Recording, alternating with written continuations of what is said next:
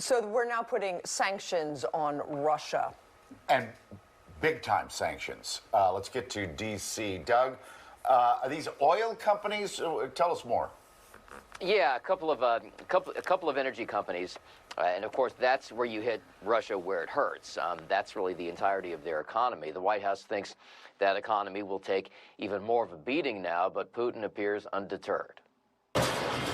For Ukraine, this is just the latest evidence of Russian cruelty. In the waves of airstrikes this week, a kindergarten was hit. I think he's willing to make a deal. We'll see. President Trump, meeting with NATO's Secretary General at the White House, is still expressing optimism about getting Russian President Vladimir Putin to the negotiating table to end the war.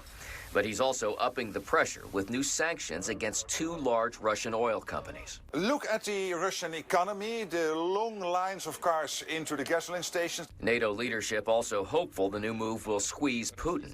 All of this will be welcome news to Ukrainian President Volodymyr Zelensky, but he would still like more offensive weapons, including U.S. Tomahawk cruise missiles.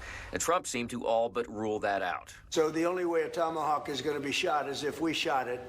And we're not going to do that. At the same time, a bipartisan effort in Congress to impose new sanctions on Russia is in a holding pattern, with the president still hoping to convince Putin to lay down arms. Hopefully Zelensky will be reasonable, too. You know, it takes two to tango, as they say.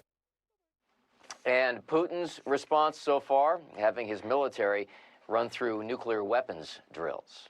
Mike and Karen. My God. All right. Hey, is the government still shut down? Government still shut down. There's going to be a vote today to try to provide pay for the federal workers that still have to work, air traffic controllers, TSA agents, that sort of folk. It's likely to fail. And here's the other thing. What in the world is going on at the White House? They're tearing down the East Wing. You know, it's the people's house, and nobody called me and said, do you want to renovate the East Wing? You might want to check your voicemail, but I suspect they did not call you. No. Yeah, they're putting up that big ballroom.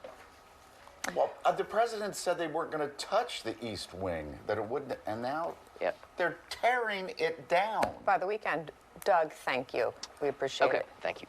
Unless, the call went to voicemail. Check your messages. Just check your messages.